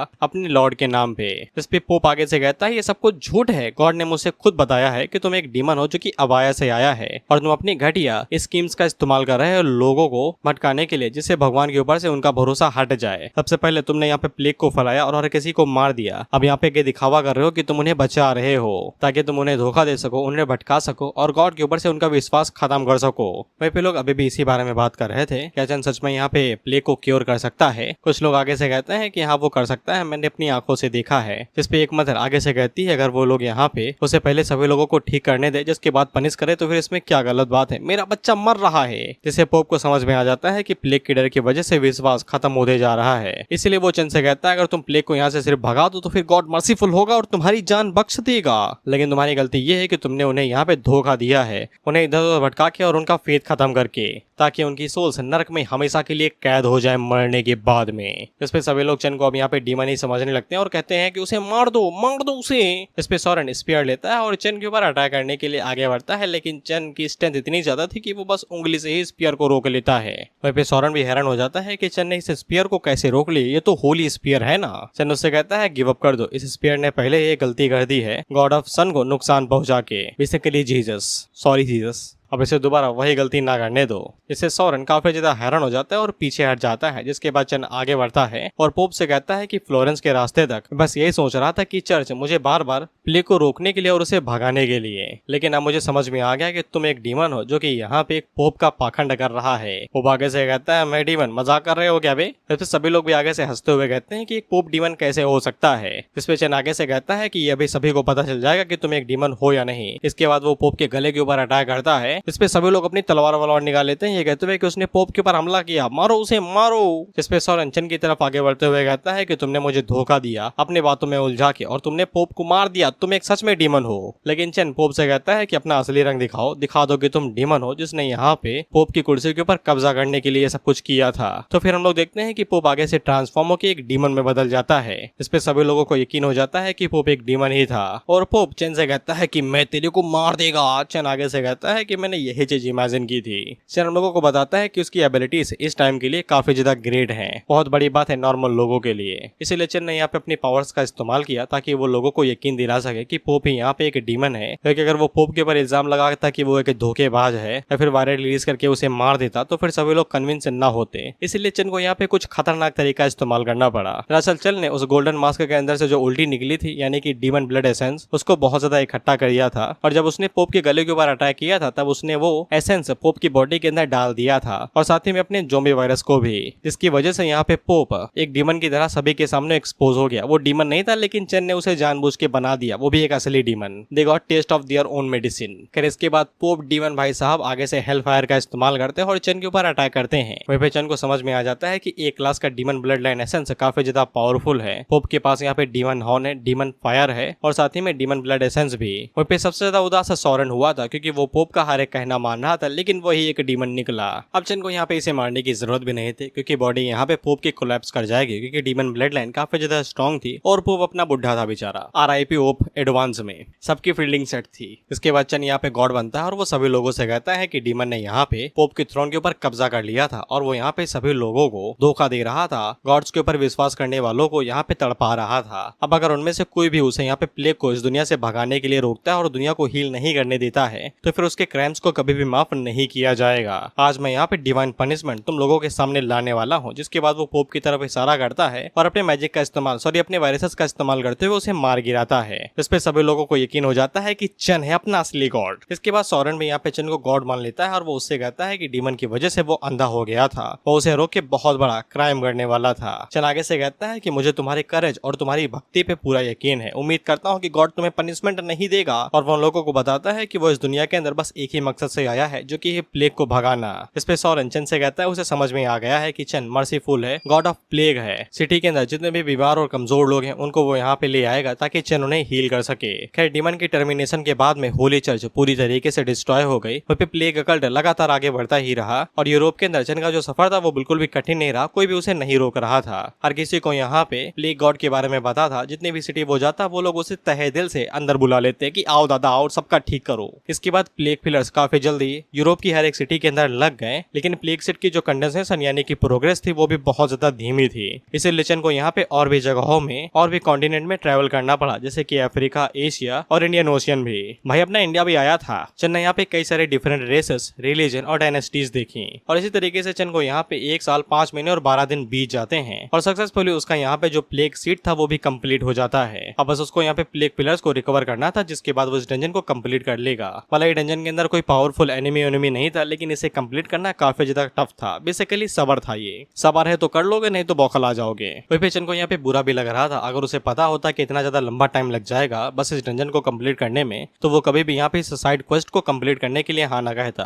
क्योंकि 1.5 साल काफी ज्यादा होता है एपोकलिप्स दुनिया के अंदर, पता नहीं बाहर क्या क्या हो रहा होगा। चन को बस अपने लोगों की चिंता हो रही थी, जिसके बाद सिस्टम चन से पूछता है कि उसे यहाँ पे सभी पिलर्स को कलेक्ट करना है और प्लेग सीड को इकट्ठा करना है, जिसके लिए चन हाँ कह देता है। इसके बाद हम लोग फ्लोरेंस सिटी को देखते हैं जहाँ पे चन ने सबसे पहला पिलर लगाया था। चन जैसे ही यहाँ पे उन सभी पिलर्स को कलेक्ट करता है तो ये पिलर यहाँ से गायब होने लगते हैं। वहीं पे हम लोग एलेना को देखते हैं जो कि अब प्रीस्टेस बन चुकी थी कल्ट की, और वो जैसे ही देखती है कि यहाँ पे पिलर जाने वाला है तो वो खुशी के मारे रोने लगती है, जिससे ये पता चल जाता है कि चन का सफर यहीं पे ही खत्म हो जाता है। अब वो आखिरकार गॉड्स के किंगडम में जा सकता है। उसने पूरी दुनिया से महामारी मिटा दी है, लेकिन इसके बावजूद एलेना हर किसी से कहती है लेकिन उसने जो हमें सिखाया है वो हम कभी भी नहीं भूलेंगे और हमेशा उसे अपने दिलों के अंदर याद रखेंगे। हम लोग प्लेग कल्ट से बिलोंग करते हैं, इसलिए नहीं क्योंकि हम लोग यहाँ पे महामारी और विलुप्त होने पे यकीन करते हैं, और ना ही इसलिए क्योंकि हम लोग यहाँ पे करप्शन और मौत से डरते हैं, बल्कि इसलिए क्योंकि हम लोग चाहते हैं कि इस दुनिया के ऊपर खुशहाली और शांति बनी रहे। जिसके बाद जितने भी लोग यहाँ पे थे वो सभी चन को अलविदा कहते हैं उसकी जर्नी कंप्लीट होने पे, क्योंकि उसने सभी पिलर्स को कलेक्ट कर लिया था हर एक सिटी हर एक जगह के अंदर। इसलिए हर कोई यहाँ पे चन को अपना गॉड ही मान रहा था और हर कोई उसके जाने पे उदास था। एलेना कहती है कि इसीलिए वो लोग यहाँ पे प्लेग के ऊपर कंट्रोल करना चाहते हैं ताकि वो यहाँ पे बुराई और पाप को डिस्ट्रॉय करने में मदद कर सकें। अगर वो लोग इस चीज को इग्नोर करते हैं तो फिर हम एक दूसरे को ही मार देंगे। हम लोग महामारी को याद रखेंगे और कभी भी एक दूसरे के ऊपर हमला नहीं करेंगे, बल्कि फ्यूचर में हम लोग एक साथ महामारी के खिलाफ लड़ाई करेंगे और उसके ऊपर काबू पाएंगे। यह महामारी ही हमारा वेपन है और इसी से हम एक होते हैं। इसके बाद एक एक करके हमें हर एक कॉन्टिनेंट दिखाया जाता है जहाँ पे पिलर लगा हुआ था। पहले ये वाला मुझे नहीं पता कि ये किस कॉन्टिनेंट से है, लेकिन ये वाला पक्का चाइना से है, कपड़ों से ही पता चल रहा है। इसके बाद ये लोग, इसके बाद हर एक कॉन्टिनेंट, हर एक सिटी से सारे पिलर्स को एक्सट्रैक्ट कर लिया जाता है, जो कि डर, खून खराबा और डीमन से छुटकारा पाने के लिए माना गया है। इस दुनिया के अंदर हर एक चीज है जो कि पूरी तरीके से खराब होगी, सड़ेगी, लेकिन कई सारी जिंदगियां एक साथ काम करेंगी और वो जिंदगियां कभी भी नहीं मरेंगी। हर एक चीज इमॉर्टल है। इसके बाद हम लोग चन को देखते हैं और उसे हर एक बंदे की यहाँ पे प्रेयर और आवाज सुनाई दे रही थी, जो उसके लिए यहाँ पे प्रार्थना कर रहे थे, जो कि यही कह रहे थे कि उम्मीद करते हैं कि हमारे भगवान हमेशा के लिए इस दुनिया में चमकते रहें। इसी के साथ ये डंजन कंप्लीट हो जाती है और चन इस डंजन को छोड़ के तुरंत बाहर आ जाता है। वहीं पे उसे रिवॉर्ड के तौर पे यहाँ पे life and death job change scroll मिलता है, जो कि SSS लेवल का था। इसके रिक्वायरमेंट एक ही थी कि यहाँ पे जो कोई भी इसका इस्तेमाल करेगा उसके पास वायरस मोनार्क टैलेंट होना चाहिए, जो कि चन के पास है, यानी कि ये जॉब उसी के लिए ही बनाई गई थी।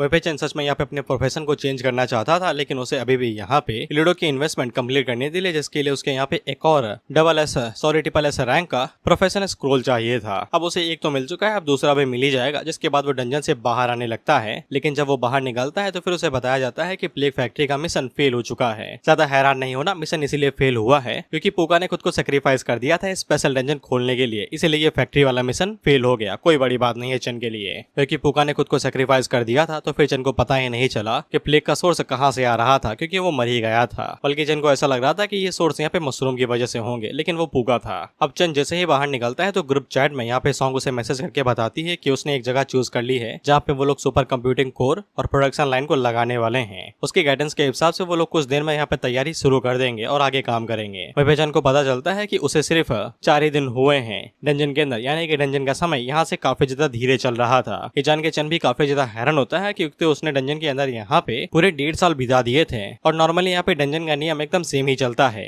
लेकिन जब चन अपने आवर ग्लास की तरफ देखता है तो फिर उसे समझ में आ जाता है कि ये सब कुछ आवर ग्लास की वजह से हुआ था। जब वो यहाँ पे आया था तब ये उसके साथ जुड़ चुका था, जो कि उसकी कॉन्सिनेंस को इस दुनिया से गायब करके उस दुनिया में लेके चला गया था और ये खुद ब खुद ही डंजन के टाइम पे वापस में आ गया। और आवर ग्लास सिर्फ एक ही चीज है जो कि यहाँ पे सालों को दिनों के अंदर बदल सकती है। वहीं पे हान सॉब चन से यही पूछ रहा था कि वो ठीक तो है, क्योंकि मिशन फेल होने का नोटिफिकेशन आया है। इस पे सभी लोगों को भी यहाँ पे चन की चिंता होने लगती है, कहीं वो मर तो नहीं गया। तो लोग कहते हैं कि कोई बात नहीं है, सिर्फ मिशन फेल का ही है और कुछ भी नहीं हुआ है। जिससे चन को समझ में आ जाता है कि हान सॉब को जो मिशन मिला था वो उसकी तरह नहीं था, क्योंकि उसके पास प्लेग सील है, तो फिर उसे स्पेशल मिशन दिया गया था। इसके बाद वो सोचता है कि चलो यहाँ पे ग्रुप चैट पढ़ लेता हूँ कि किंग हान ने, यानी कि हान सॉ ने क्या क्या बका है इतने दिनों। हान सॉ ने वही सब कुछ बका था जो हमने देखा था कि यहाँ पे पूगा ने खुद को सेक्रीफाइस कर दिया था बस एक डंजन खोलने के लिए, इतना ही। इसके बाद चैट ग्रुप में इसी तरीके की और भी बातें होती हैं और fuck off this chat group, मैं इनके बारे में नहीं सुनने वाला। और उसी टाइम पे एक बंदा मैसेज करके बताता है कि वो सोच रहा था कि यहाँ पे चैट ग्रुप को अपग्रेड कर देना चाहिए, इससे बहुत ज्यादा फायदा होगा, लेकिन ये काफी ज्यादा एक्सपेंसिव है। चन आगे से बताता है उसके पास एक आइडिया है, लेकिन उसे लगा था कि कोई इसे पसंद नहीं करेगा और शायद से लोग इसे सपोर्ट भी नहीं करेंगे। वो लोग इसे एक लीग ऑर्गेनाइजेशन की तरह बना देंगे जहाँ पे सब कुछ सम्मान और ग्लोरी पे ही डिपेंड करेगा, लेकिन उनका चैट ग्रुप बहुत ज्यादा रिलैक्स हो रहेगा। इसके बाद चन इसे यहाँ पे वोटिंग के लिए डाल देता है कि चैट ग्रुप को लीग ग्रुप के अंदर चेंज कर दिया जाए। अगर यहाँ पे लोग 35 से ज्यादा लोग वोट करेंगे तो फिर इसे बदल दिया जाएगा। इसके लिए हान सॉ को कोई दिक्कत नहीं, वो आगे से कहता है कि मुझे कोई दिक्कत नहीं है। और वो चन से कहता है कि गर्म बिस्तर में सोना चाहोगे मेरे साथ। चन उसे कहता है भाग जा साले ने, 2 लातें मारूंगा तेरे ऊपर। इसके बाद वो चैट ग्रुप को कैंसिल करता है और विला के पास आ जाता है, जो कि हान सॉ ने रिकमेंड किया था रात बिताने के लिए, और ये सच में बहुत ज्यादा आलीशान था। वहीं पे इस विला के अंदर कोई भी थर्मल ट्रैकिंग डिवाइस ऑर्गेजम कुछ भी नहीं था, इसलिए ये पूरी तरीके से सेफ था। लेकिन हम लोग विला के बेसमेंट के अंदर 2 लड़कियों को देखते हैं। अब ये ट्रांसपेरेंट क्यों दिख रही है तुम्हें आगे पता चलेगा। बेसिकली ये दोनों बहनें हैं और अगर विला के अंदर कोई भी आता है तो ये उन्हें मार देती हैं ताकि इन्हें कोई खतरा ना हो। काली वाली एकदम खूंखार है, वो सीधा खूने खराबे पे टिकी रहती है, लेकिन पीली वाली भी लाइक छोड़ दो, डरा के भगा देंगे। बट काली वाली वी किल देम, ये है उसका मोटो। एडवांस में बधाई हो उसके गर्लफ्रेंड बनने के लिए, वो भी स्पिरिट वाली। इसके बाद हम लोग चन को बंगले के एक कमरे के अंदर देखते हैं जहाँ पे वो आराम से फैल के लेटा हुआ था, यही सोचते हुए कि आज की दुनिया सबसे ज्यादा कंफर्टेबल है भाई, कम से कम लकड़ी वाले बेड पे तो सोना नहीं पड़ रहा, कमर का कमरा बन जाता है यार सोते सोते उसके ऊपर। इसके बाद ये भी कहता है कि शायद से मुझे यहाँ पे अपना मेडिकल प्लो बाहर निकालना चाहिए, दवा वाला, जो कि चाइनीज ट्रेडिशनल मेडिसिन से बना हुआ है, जो वो डंजन से लेके आया है वहीं जहाँ पे ये गया था। लेकिन जब वो चाइनीज मेडिकल ट्रेजरी पिलो बाहर निकालता है तो भाई ये ईट था भाई, सर फूट जाएगा तेरा अगर एक बार गड़ाम से गिरा तो। लेकिन हमारे साथ साथ चन भी हैरान हुआ था। दरअसल ये पिलो एकदम मखमली था लेकिन अभी ईंट सा बन गया है, क्योंकि सिस्टम ने इसे एक आइटम के अंदर बदल दिया था जो कि Asian dragon Chinese medicine pillow था, डी लेवल। अगर इसका इस्तेमाल डेली किया जाए तो यहाँ पे दिमाग शांत हो जाए, अच्छी नींद आती है और स्पिरिट मेडिसिन बढ़ता है और स्पिरिट क्वालिटी भी। क्या था कि ये छोटा मोटा डिफेंस भी दे देता है मेंटल अटैक्स के खिलाफ में, और समय के साथ साथ ये मेंटल स्ट्रेंथ को भी थोड़ा बहुत बढ़ा देता है। चन इसी बारे में सोच रहा था कि ये तो बस ऑर्डिनरी मेडिकल पिलो था ना डंजन के अंदर, ये यहाँ पे एक आइटम के अंदर कैसे बदल गया। इसके बाद चन अपने पास से और भी सारी चीजें बाहर निकालता है जो वो जर्नी के दौरान लेके आया था, जैसे कि ये वॉस जो कि सॉन्ग डायनेस्टी से आया हुआ था, वह पे लिविंग बुद्धा रेलिक्स, ये भी चाइना से ही थे। इसके बाद होली गोल्ड कॉइन जो कि एशियन म्यूजियम से आया हुआ था, जिसके बाद ये भी था eye of the hover gold ring, ये भाई पता नहीं कहां से आई, बस थी। साथ ही में चन और भी कई सारे आइटम लेके आया था। भाई पूरी दुनिया घुमा है, इतना माल तो होगा ही कि साला कमरा भर जाए, इसलिए वो सभी भी यहाँ पे आइटम के अंदर चेंज हो गए थे, ज्यादातर, सब नहीं लेकिन ज्यादातर। इससे चन को समझ में आ जाता है अगर वो डंजन से थोड़ा बहुत माल भी बाहर लेके आता है तो वो आइटम्स के अंदर बदल जाएगा। इसके बाद उसे स्पीयर के बारे में याद आता है और चन की पास्ट लाइफ में एक पावर हाउस हुआ करता था जिसके पास यहाँ पे डबल एस रैंक का स्पीयर ऑफ लॉन्गिनेस था, एक वेपन के तौर पे, जो अभी स्पीयर यहाँ पे चन के पास है। लेकिन जब चन उस स्पीयर को बाहर निकालता है यही सोचते हुए कि पता नहीं ये क्या कमाल दिखाएगा, तो ये सिर्फ एक एफ क्लास का लॉन्ग हैंडेड वेपन था। एट्रीब्यूट कुछ खास नहीं थे, बस 3 ही बढ़ते हैं, और ऊपर से ये अनअवेकन था, यानी कि अभी तक ये जागरूक नहीं हुआ था। हालांकि चन इसका इस्तेमाल अगर अबायस के अंदर करेगा तो फिर ये यहाँ पे क्रीचर्स को, अबायस के क्रीचर्स यानी डीमंस को 200% का डैमेज देगा। बाकी इनिशियल अवेकनिंग वेकनिंग सब एकदम 0 था। इससे चन को समझ में आ जाता है कि पृथ्वी के ऊपर जो पहले एकदम ट्रेजर जैसी चीजें हुआ करती थी वो ट्रायल के बाद में यहाँ पे आइटम्स के अंदर चेंज हो गई हैं, जिनके पास उनके यूनिक कैरेक्टरिस्टिक और एबिलिटीज हैं। विपेचन को एक डाउट था, अगर ये स्पेयर उसके हाथों में है तो मिस्टर लॉर का कैसे बनेंगे भाई पावर हाउस एसएस लेवल के, क्योंकि ये स्पेयर उनके हाथों में जाना था। लेकिन जिनको क्या ही फर्क पड़ता है, अपना काम बंदा भाड़ में जाए जनता। लेकिन यहाँ पे एक कैच था, जब चन उस स्पेयर को पकड़े हुए था तो फिर उसके हाथ में दर्द होने लगा था। इसके बाद वो स्पेयर को जब नीचे फेंकता है तो फिर उसे पता चलता है कि उसका पूरा हाथ लाल हो चुका है, यानी कि स्पेयर ऑफ लॉन्गनेस उसे रिजेक्ट कर रहा है। इससे चन को समझ में आ जाता है कि ये स्पेयर खास तौर पे यहाँ पे 5 टाइप्स के लिए बनाया गया है, जैसे कि इविल, डार्क, करप्ट, अबाइजल और फिलिप्थ। इसका मतलब नहीं पता भाई, बेसिकली ये सभी बुराई की हंस है, और चन के पास यहाँ पे डार्क टाइप है, वायरस है और करप्शन है, इसलिए स्पेयर उसे मना कर रहा है। अब भाई होली आइटम है, कैसे इविल के साथ काम कर सकता है। वह चन को खुशी थी कि ये साला एफ क्लास का आइटम है, अगर ये एस क्लास का होता तो फिर उसका हाथ ही गल जाता। खैर चन उस स्पेयर से कहता है क्योंकि तुम भाई मेरे काम नहीं आने वाले हो तो फिर मेरी इन्वेंटरी के अंदर धुआं ही खाओ, तुम किसी लायक के नहीं हो मेरे। इसके बाद चन की नजर यहाँ पे दरवाजे के ऊपर पड़ती तो दरवाजा खुला हुआ था। उसे अच्छे से याद था कि उसने दरवाजा बंद किया था। तभी अचानक से उसे यहाँ पे स्यू की आवाज सुनाई देती है, जिसके बाद वो एक चाकू को अपनी उंगलियों से पकड़ लेता है। चन ने यहाँ पे कोई भी वायरस और थर्मल विजन नहीं देखा था, यानी कि कोई स्पिरिचुअली इस नाइफ को कंट्रोल कर रहा है, और क्योंकि वो चीज यहाँ पे छोटे मोटे अटैक्स ही कर पा रही है और छोटे मोटी चीजों को ही कंट्रोल कर पा रही है, तो इसका लेवल काफी ज्यादा कम होना चाहिए। वहीं पे चैन हेल फायर का इस्तेमाल करके उसे झटके में मार सकता है, लेकिन बेडरूम खराब हो जाएगा तो सोएगा कहाँ पे वो। नींद फर्स्ट चॉइस है भाई इंसानों की। इसके बाद चैन उस नाइफ को छोड़ देता है और चैन के पास यहाँ पे 300 स्पिरिचुअल पावर से ज्यादा पॉइंट है, लेकिन उसके पास कोई भी ऐसे स्किल नहीं है जो कि स्पिरिट्स को हार्म कर सके, यानी कि नुकसान पहुंचा सके, तो उसके लिए सर दर्द होने वाला था। वहीं पे वो जो काले बाल वाली स्पिरिट थी वो अभी भी चैन के ऊपर अटैक करे ही जा रही है। भाई खेल रहा है, अटैक डॉज भी नहीं कर रहा, वो ये सर घुमाया बच गया।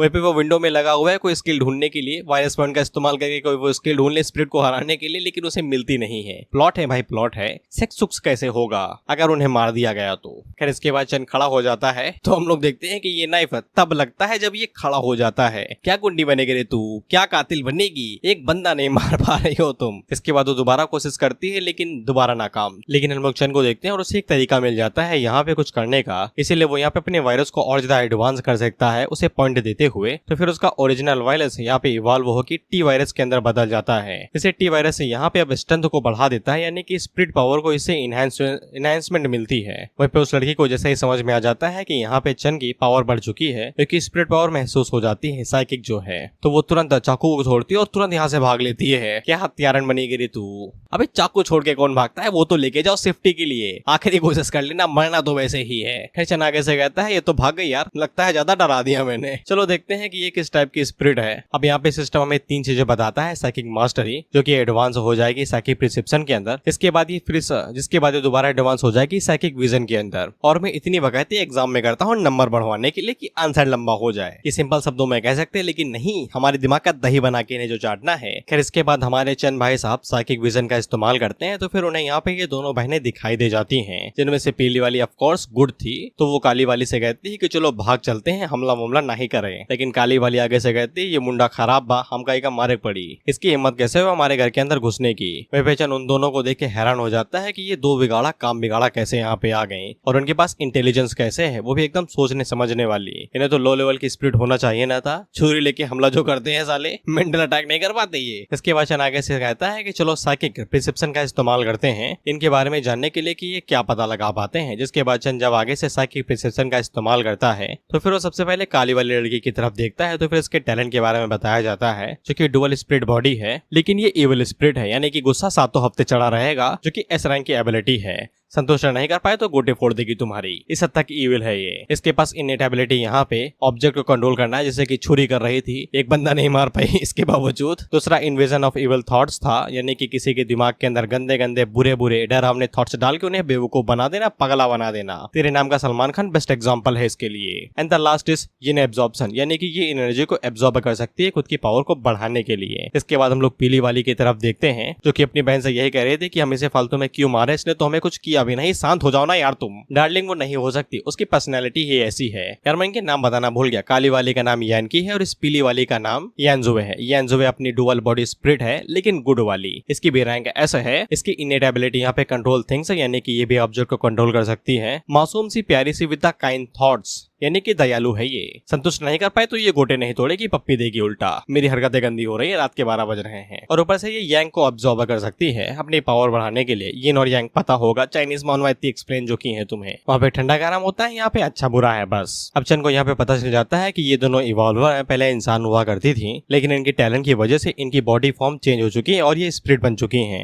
बेसिकली इनकी आत्मा ने शरीर त्याग दिया है। फिर हम लोग यानकी को देखते हैं, जो की दोबारा छुरा लेती है और अटैक करने के लिए आगे बढ़ती है, लेकिन चंद आगे से यहाँ पे अपनी साइकिक एनर्जी को रिलीज करता है तो यान की पीछे हट जाती है और चंद उससे कहता है धीरज रखो मोहतरमा, धीरज रखो। और तुम्हें गुस्सा झुरिया जल्दी ले आता है, मैं तुम्हें चोट नहीं पहुंचाने वाला। और ऊपर से तुम हमारे बीच का डिफरेंस देख ही सकती हो, मेरी स्पिरिचुअल पावर तुमसे कई गुना ज्यादा है। मैं तुम्हें आखिरी मौका देता हूँ, लेकिन इसके बावजूद तुमने नहीं माना तो फिर मैं तुम्हें और तुम्हारी बहन दोनों को ही यहीं पे ही मार दूंगा। जिससे यान की घबरा के पीछे हट जाती है और यानकी से कहती है कि वो हमें चोट नहीं पहुंचाएगा। और वो चंद से भी कहती है कि मेरी बहन को ना मारना भाई, बड़ी दयालु है ये, वो हमें दिख रहा है। इसके बाद चंद चैन से बैठ जाता है और उन लोगों से कहता है मैं तुम्हें कुछ भी नहीं करने वाला, बस मेरा कहना मानो। यानकी दोबारा आगे बढ़ते हुए कहती है कैसे गंदे विचार है तुम्हारे मन के अंदर, मेरी बहन को बिल्कुल भी परेशान न करना। इस पे चंद यानकी से कहता है मेरे गंदे विचार है या फिर तुम्हारे गंदे विचार है, तुम सोच रही हो, मैं नहीं। और मैं इसे रिवर्स कस्ट टेक्निक कहता हूँ, मतलब बेइज्जती होती है। चंद उन दोनों से कहता है कि उस कोने में खड़े हो जाओ, मैं तुम लोगों से कुछ सवाल पूछने वाला हूँ बस। क्या तुम लोगों को पता है कि इस दुनिया के साथ क्या हुआ है और क्या तुम अपने इन्वॉल्वर पैनल को देख सकते हो,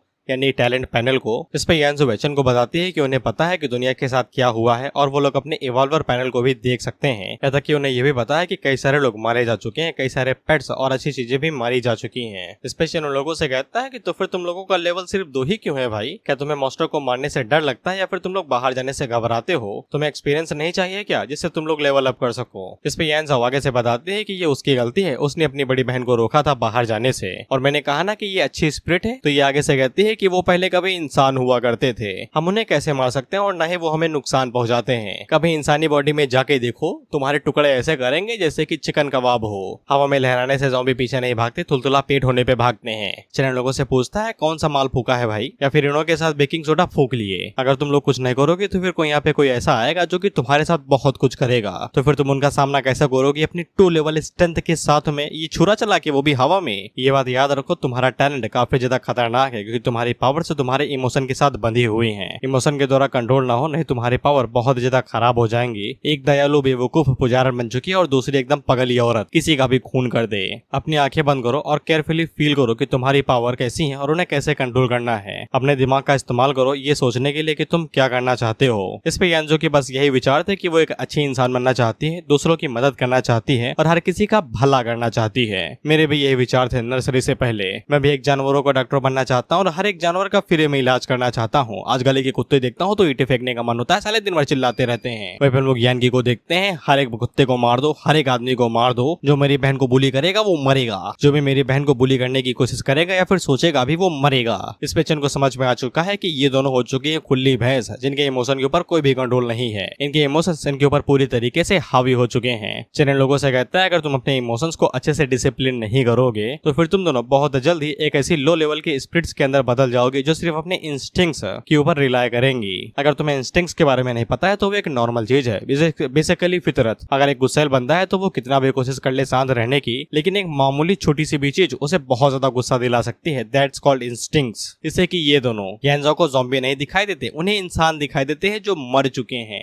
वह यानकी को इंसान नहीं दिखाई देते, उन्हें हरामी दिखाई देते हैं जो उसको परेशान करने के लिए आए हैं। और चैन आखिर में उन दोनों से कहता है कि जब ऐसा होगा तो फिर तुम दोनों एक प्योर मॉन्स्टर्स के अंदर बदल जाओगी। अगर चैन इन दोनों को यहाँ पे ट्रेन करना चाहता है तो फिर इनके अंदर जो एक्स्ट्रा भरी हुई एनर्जी है उसे कम करना पड़ेगा। इसके लिए चैन यहाँ पे टेलीकाइनेसिस इस्तेमाल करने वाला है, वो इनके साथ खेलेगा और साथ में वो अपनी टेलीकाइनेसिस स्किल के ऊपर भी कंट्रोल पा लेगा। इसके बाद वो आगे से टेलीकाइनेसिस स्किल का इस्तेमाल करता है और इन दोनों को दीवार में ही टंगा देता है। तो लोग पूछते हैं क्या कर रहे हो भाई। इस पे चैन लोगों से कहता है पूरी कोशिश करो इस टेलीकाइनेसिस एनर्जी को रोकने की, अपनी पूरी जान लगा दो। इस पे ये दोनों बिल्कुल ऐसा ही करते हैं और अपनी पूरी कोशिश करने लगते हैं यान के टेलीकाइनेसिस एनर्जी को रजिस्टर करने के लिए। पेपेचन पहली बार यहाँ पे एक अलग तरीके की टेलीकाइनेसिस स्किल इस्तेमाल कर रहा था क्योंकि पास्ट लाइफ में उसके पास मेंटल स्किल्स ना के बराबर ही थी, तो फिर वो इस एरिया में इतना स्ट्रांग नहीं है कि वो उनका अच्छे से इस्तेमाल कर सके। वही पे इन दोनों को देखते हैं तो ऑथर की हरामी करामात इन्हें ऑर्गेज़म आने लगता है। They feel horny through the telekinesis. वही पेचन आगे से सोचता है अभी भी इनके अंदर जान बची हुई है तो फिर थोड़ा बहुत और ज्यादा कोशिश करनी पड़ेगी ताकि ये पूरी तरीके से थक जाएं। लेकिन अगले ही पल ये दोनों भाई एकदम बेहोश ही हो जाते हैं क्योंकि एनर्जी नहीं बची थी, ये और ज्यादा रजिस्टर नहीं कर पा रही थी। ऐसा इसलिए था क्योंकि इन्हें यहाँ पे अपना रीजन पता चल चुका था कि ये लोग किस लिए हुए हैं और इन्हें ये भी लग रहा था कि चैन इन्हें नुकसान नहीं पहुंचाएगा। इसके बाद दोनों जमीन पे ही गिर जाती हैं, यानी कि इन्हें अभी तक ग्रेविटी वाले कॉन्सेप्ट के बारे में समझ में नहीं आया है। विवेचन लोगों को दोबारा कहता है अगर इमोशन को अच्छे से कंट्रोल नहीं करोगी तो फिर वेंजफुल स्पिरिट्स के अंदर बदल जाओगी। वेंजफुल यानी एकदम बदले वाली। अगर कंट्रोल नहीं कर पाती हो तो फिर बेहतर यही रहेगा कि तुम दोनों को यहीं पे ही मर जाना चाहिए। वो सब तो ठीक है लेकिन कि कपड़े क्यों फटे, वाई? या फिर भाई ने साइकिक पावर के जरिए इनके साथ सेक्स कर लिया तो इनके कपड़े फट गए? उधर जाने भाई, मुझे नहीं पता। इसके अगले सीन में हम लोगों को कमल में लपेटा हुआ देखते हैं। भाई इन्हें क्यों जरूरत है इसकी, ये तो स्पिरिट है ना। अरे हाँ, जापानीज एनीमे कहाँ है ये, नहीं तो बूब तो दिखाई ही देते, बस निपल छुपा देते।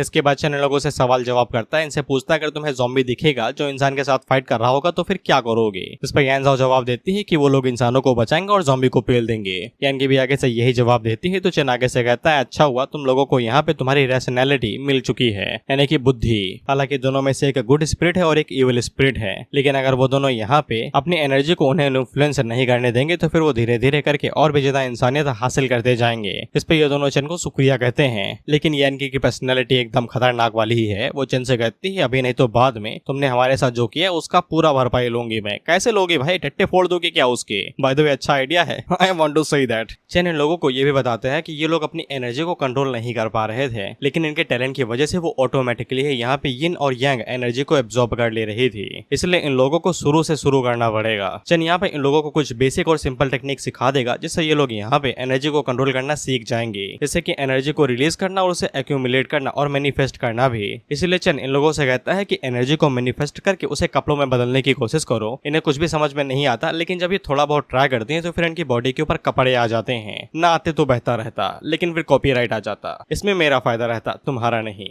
चैन लोगों को बताता है कि जो बची कुछ एनर्जी होगी वो तुम्हारी बॉडी के अंदर ही रहेगी और वो तुम्हारे हिसाब से काम करेगी जब तुम इसे पूरी तरीके से मास्टर कर लोगे। वो कुछ दिनों के लिए यहीं पे ही रुकने वाला है तो वो उसका फायदा उठाएगा और उन लोगों को थोड़ा बहुत इंप्रूव करेगा जिससे ये लोग अपने लेवल को बढ़ा सकें। इसके बाद अगला सीन दोबारा रेड स्टार मेंटल हॉस्पिटल का होता है, जहाँ पे हम लोग यान जुवे को देखते हैं जो कि अपनी एबिलिटी का इस्तेमाल करते हुए एक ज़ॉम्बी को मार रही थी, पता नहीं किस तरीके से। अब बस इतना बता दो कि यहाँ पे ज़ॉम्बी को दर्द बिल्कुल भी नहीं हो रहा है। बेसिकली ये मीठी खीर से मारने वाला तरीका था वहीं पे, लेकिन हम लोग यान को देखते हैं तो उसका तरीका कुछ ज्यादा ही खतरनाक था। ये इविल स्पिरिट थी तो ये ज़ॉम्बी को तड़पा तड़पा के मार रही थी, बेसिकली जहर में जहर मिला के। वहीं पे ये दोनों ज़ॉम्बीज को मारने के बाद उनके अंदर से उनकी यिन एनर्जी भी एब्जॉर्ब कर ले रहे थे और इसी तरीके से ये लोग छोटे मोटे बॉसेस को ऐसे ही मार देते हैं। वहीं पे यान की चैन से चिपकते हुए पूछती है कि हमने कैसा किया। इस पे चैन आगे से हाथ की तरफ इशारा करते हुए कहता है कि अपनी बॉडी का इस्तेमाल ना करो, मेरे ऊपर ये सब चीजें काम नहीं करेंगी। तुम्हारे जो इविल थॉट्स हैं वो मेरे ऊपर काम नहीं आने वाले। स्पिरिट एनर्जी पता है ना मेरी तुमसे कितनी ज्यादा है, चुपचाप अपनी औकात में रहो। जिस पे यान की कहती है कि इसलिए क्योंकि तुम एकदम गंदे आदमी हो, इसलिए ये इविल थॉट भी तुम्हारे ऊपर काम नहीं कर रहे।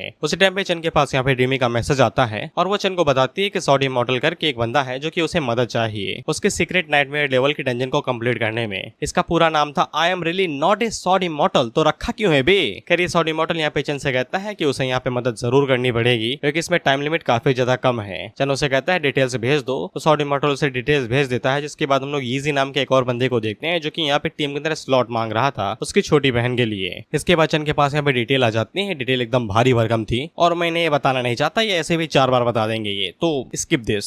अब बस इसमें एक कैच था कि सॉर्ड इमॉर्टल यहाँ पे जानबूझ के तजोर इसलिए दे रहा है क्योंकि यहाँ पे लेवल रिस्ट्रिक्शन है। किसी एक बंदे को लेवल 10 के पास होना ही चाहिए तभी वो लोग इस डंजन को शुरू कर सकते हैं। इसलिए सॉर्ड इमॉर्टल को इतनी ज्यादा चुगली मची हुई है जल्दी से जल्दी इसे पार करने की। चन ने अपनी पास्ट लाइफ में किसी सॉर्ड इमॉर्टल वाले बंदे के बारे में नहीं सुना था। इसका एक ही मतलब हो सकता है कि उसने यहाँ पे सब्र नहीं रखा और जल्दबाजी में डंजन के अंदर घुस गया और मारा गया। इसीलिए कहा जाता है सब्र का फल मीठा होता है। चन लोगों को बताता है उसके पास एकदम परफेक्ट टाइमिंग है, उसने अभी तक यहाँ पे कुछ भी नहीं किया है, तो फिर उसका लेवल 10 है। इसके बाद यहाँ पे और भी कई सारे लोग थे जो कि इस टीम के अंदर ज्वाइन होना चाहते थे। ये दुनिया भर का तिड़ीछम बता रहे थे कि रोल डाइस करेंगे, ये करेंगे, फक्का करेंगे, ताश पत्ते खेलेंगे, जुआ करेंगे, पर इनमें से होता कुछ भी नहीं है। चैनल लोगों से कहता है कि तुम लोग घर पे ही रुको, मुझे कोई काम आया है तो फिर हम लोग जा रहे हैं। लेकिन यार के आगे से बताती है कि वो लोग अभी भी यहाँ पे रुक के ज़ॉम्बीज को मार सकते हैं। तो चैनल इन्हें बताता है कि तुमने छोटे मोटे मॉन्स्टर्स को हैंडल कर लिया तो खुद को हीरो ना समझो, आगे वाला बॉस तुमसे कई गुना स्ट्रॉन्ग है, उसके हाथों मरोगे ही, इसलिए चुपचाप घर लौट जाओ। इस पे ये दोनों कहना मान के तुरंत घर के लिए निकल लेती हैं। इसके बाद अगला सीन उस डंजन का होता है जहाँ पे ये लोग जाने वाले थे, डंजन के अंदर का। हम लोग चन को देखते हैं जो कि ड्रीमी की एबिलिटी का इस्तेमाल करते हुए डंजन के अंदर आ जाता है। डंजन के अंदर पहले से ही ड्रीमी और एक और बंदा था जिसका नाम जेंजू है। वो दोनों चन को ग्रेड करते हैं और उसी टाइम पे जेंजू के पीछे से I am really not a sword immortal आ जाता है। इसका रियल नेम यहाँ पे चू जीजुन है और इसने यहाँ पे ये चैट ग्रुप बनाया था। चन इन दोनों को हेलो कहता है, लेकिन जब वो जीजुन को देखता है तो फिर उससे कहता है कि तुम्हारे पास कई सारी सॉर्ड्स हैं, क्या तुम्हारा टैलेंट वेपन बेस्ड है क्या। जिसपे जीजुन आगे से बताता है हाँ उसका टैलेंट यहाँ पे वेपन बेस्ड है। इसके बाद हम लोगों को यहाँ पे जीजुन के टैलेंट के बारे में बताया जाता है जो एस ग्रेड का टैलेंट है। और जीजुन जब भी यहाँ पे सॉर्ड टाइप के इक्विपमेंट का इस्तेमाल करेगा तो वो इक्विपमेंट यहाँ पे सॉर्ड एनर्जी को रिलीज करेंगे। ये एनर्जी यहाँ पे उसकी मेंटल स्ट्रेंथ के ऊपर डिपेंड करेगी और जो एनर्जी यहाँ पे क्रिएट होगी वो यहाँ पे यूनिक सॉर्ड टेक्निक्स को बना देगी। ये जो सॉर्ड टेक्निक्स बनेंगे और जब जीजुन इनका इस्तेमाल करेगा तो ये उसके एट्रीब्यूट्स को परमानेंट ग्रोथ देंगे, यानी कि एक बार अगर इक्विपमेंट को ग्रोथ दे दी तो वो ग्रोथ हमेशा के लिए रहेगी। हाँ बस इसकी ग्रोथ का जो स्केल रहेगा वो उसकी टेक्निक के ग्रेड के ऊपर डिपेंड रहेगा, जैसे कि ए या फिर बी। इसे के लिए कितने पॉइंट मिलेंगे ये ग्रेड के ऊपर डिपेंड रहेगा, 1 या फिर 2। चन उससे कहता है टैलेंट काफी ज्यादा बढ़िया है, तो जीजुन आगे से कहता है इतना भी बढ़िया नहीं है, एवरेज है। तो चन लोगों से कहता है ठीक है भाई चलो चलते हैं, डंजन को शुरू करते हैं। जीजुन उन लोगों से कहता है कि तुम लोगों के पास प्रॉम्प्ट यानी कि ऑब्जेक्टिव आ ही गया होगा कि इस डंजन को कैसे कंप्लीट करना है। तो चन आगे से बताता है कि ये काफी ज्यादा सिंपल है, बस पहाड़ को चढ़ना है उसके पाथ को फॉलो करते हुए। ये बस छोटा मोटा मिशन है, ये इतना भी टफ नहीं होना चाहिए। चन आगे से कहता है कि जब हम लोग चढ़ाई शुरू करेंगे तब हमें पता चल जाएगा कि टफ है या नहीं। इसके बाद ये लोग पहाड़ पे चढ़ना शुरू करते हैं पाथ को फॉलो करते हुए। सीढ़ियां बनी हुई है भाई, उसी को ही पाथ कहते हैं। हाँ बस ये पूरी जगह एकदम धुंधली सी हो रखी थी, फॉग बहुत ज्यादा था, सॉरी कोहरा बहुत ज्यादा था। चन लोगों को बता देता है कि सावधान रहो, ये धुआं सिर्फ हमें भटकाने के लिए और पैरों पे ध्यान रखना कहीं नीचे ही ना गिर जाओ। उसी टाइम पे इन्हें एक बूढ़ा बंदा दिखाई देता है जो कि सीढ़ियों पे चढ़ रहा था, ये चिल्लाते हुए सुसान पाथ टीचरस है, यानी कि सुसान पहाड़ का नाम है इस वाले जिसपे ये लोग चढ़ रहे हैं। ये चिल्लाते हुए जा रहा था सुसान पाथ इज टीचरस, यानी कि सिखाओ है। इस पे चन तेजी से उसकी तरफ भागने लगता है, लेकिन थोड़ी देर में वो रुक जाता है क्योंकि वो बुढ़ा काफी तेजी के साथ चल रहा था। चन ने यहाँ पे सीढ़ियां एकदम पूरी तरीके से फांदी थी, 10-15 वो फांद गया था, लेकिन इसके बावजूद वो बुढ़े के पास नहीं पहुंच पाया। इसके बाद चन अपने पास से अपना चाबुक बाहर निकालता है और बुढ़े के ऊपर अटैक करता है। तो ये सिर्फ एक इल्यूजन था। वो बुढ़ा अभी भी बड़बड़ाया जा रहा है कि सुसान पाथ टीचरस है, सुसान पाथ टीचरस है। सभी लोग चन से पूछते हैं क्या हुआ, तो चन उन लोगों से पूछता है कि इस बुढ़े के साथ क्या गड़बड़ है भाई, यहाँ पे क्यों घूम रहा है। लेकिन बाद में चन को समझ में आ जाता है कि ये गाइडिंग इल्यूजन है जो कि उन लोगों को रास्ता दिखा रहा है। इसलिए चन उन लोगों से कहता है कि वो जो कुछ भी बक रहा है उसकी बातों को गौर से सुनो। इस पे जीजुन आगे से बताता है कि वो लोग अच्छे से सुन रहे हैं, वो बस यही कह रहा है कि हेवन एंड अर्थ ने जो एलिमेंट यहाँ पे बनाए हैं वो यहाँ पे पड़ाव बनेंगे, रुकावट बनेंगे। लेकिन वो ये वाली बात काफी धीरे धीरे कह रहा है। जेंजो उन लोगों को बताता है कि हम लोगों के लिए पहला पड़ाव और रुकावट यहाँ पे ये फॉग है जो कि वाटर एलिमेंट है, 5 एलिमेंट में से एक। इसने हमारे विजन को काफी ज्यादा कम कर दिया है। वहीं पे वो बुढ़ा कह रहा था कि पानी जैसे जैसे बढ़ेगा कोहरा और भी ज्यादा घना होते जाएगा, इसके बाद देख पाना मुश्किल होगा कि कोहरा क्या है और असलियत का। वहीं पे चन को समझ में आ जाता है कि खतरा आ चुका है, इसका कहने का यही मतलब है। उसी टाइम पे साइड से एक सॉर्ड निकलती है जो कि चन के ऊपर हमला कर देती है। चन जल्दी से अपनी बॉडी को सीड में चेंज करता है और उसे ब्लॉक करने की कोशिश करता है, लेकिन इसके बावजूद वो सॉर्ड इतनी स्ट्रांग थी कि वो उसकी सीड के अंदर घुस गई थी, जबकि ये सीड उसका स्ट्रॉन्गेस्ट डिफेंस है। इसके बाद ये सभी लोग सतर्क हो जाते हैं क्योंकि इन्हें पता है कि सॉर्ड कभी भी हमला कर सकती है। वह पेजीजुन उन लोगों को बताता है कि उन्हें यहाँ पे सॉर्ड इंटेंट महसूस हुआ है, सब कोई ध्यान रखना, कभी भी अटैक हो सकता है। तो ज़ेन्ज़ो यहाँ पे जीजुन से कहता है कि मैंने जो तुम्हें सॉर्ड तलिस्मा दिया था उसे एक्टिवेट करो। तो फिर जीजुन बिल्कुल ऐसा ही करता है और वो जल्दी से यहाँ पे गोल्डन लाइट प्रोटेक्टिव तलिस्मा को एक्टिवेट करता है। तो इनके चारों तरफ एक तलिस्मा बन जाता है। इसके बाद ज़ेन्ज़ो उन लोगों को बताता है कि वो साइड से आ रही है। इसके बाद वो अपनी लाइटिंग स्ट्राइक का इस्तेमाल करता है सॉर्ड के ऊपर, लेकिन सॉर्ड को कुछ भी नहीं होता और वो तलिस्मा के अंदर घुस जाती है, जिससे तलिस्मा के ऊपर क्रैक पड़ जाते हैं। वहीं पे चेन उस सॉर्ड की तरफ देखता है तो कहता है कितनी बढ़िया सॉर्ड है, लेकिन ज़ेन्ज़ो उसे कहता है कि सावधान रहना, ये तलिस्मा ज्यादा देर तक टिक नहीं पाएगा और अगले ही पल वो सैटर हो जाता है। लेकिन चेन ने उस सॉर्ड के ऊपर काबू पा लिया था। इस पे ये दोनों काफी ज्यादा हैरान हो जाते हैं कि काबू कैसे पालोगे भाई, उस सॉर्ड के पास तो उसके खुद के सोचने समझने की शक्ति है ना, उसने जरा सा भी रेजिस्टेंस क्यों नहीं किया। इस पे चेन लोगों को कहता है कि तुम ये सब छोड़ो, ये देखो कि ये सॉर्ड कितनी ज्यादा पावरफुल है। जिसके बाद वो इन लोगों को यहाँ पे सॉर्ड के स्टैट्स दिखाता है। तो फिर इसकी स्ट्रेंथ 60 थी, स्पीड 120 थी, फिजिक 60 थी, वहीं पे स्पिरिचुअल पावर इसकी 60 थी, जो बहुत ज्यादा था, और इसका लेवल यहाँ पे 12 था। और ये 5 एलिमेंट सॉर्ड्स में से एक थी जिसका एलिमेंट वाटर था। जितना ज्यादा पानी ये सोखेगी ये उतना स्ट्रॉन्ग होते जाएगी, और जब ये पानी के अंदर होगी तो फिर इसके जितने भी एट्रीब्यूट्स हैं वो 10 से मल्टीप्लाई हो जाएंगे, यानी कि 10 है तो फिर 100, और इसे कुछ यहाँ पे एक्स्ट्रा एट्रीब्यूट्स पॉइंट्स मिलेंगे जब ये यहाँ पे मेटल एट्रीब्यूट सॉर्ड स्पिरिट के साथ फाइट करेगी। लेकिन जब इसका पानी सूख जाएगा तो फिर यहाँ पे जितने भी एट्रीब्यूट्स इसे मिले थे वो 10% से रिड्यूस हो जाएंगे। और भी कुछ था लेकिन मैं सब कुछ बता थोड़ी ना सकता हूँ। इस पे ज़ेन्ज़ो आगे से कहता है कि इसीलिए गोल्डन तलिस्मा यहाँ पे टिक नहीं पाया, ये मिस्ट के अंदर से सारा पानी सोख रही थी, इसीलिए इसकी स्ट्रेंथ काफी ज्यादा बढ़ गई थी। जीजुन सॉर्ड की काफी ज्यादा तारीफ कर रहा था तो चेन उसे कहता है कि ये सॉर्ड उसके हाथों में और भी ज्यादा अच्छे से प्रदर्शन करेगी, लेकिन चेन यहाँ पे किसी स्पेशल तरीके से इसे कंट्रोल कर रहा है। तो चेन ये वाली सॉर्ड अभी के लिए यहाँ पे जीजुन को नहीं दे सकता है, और जीजुन को इससे कोई दिक्कत नहीं थी, वो यहाँ पे खुद की सॉर्ड स्पिरिट को कंटिवेट करता है, तो फिर उसे कोई जरूरत नहीं है इसकी।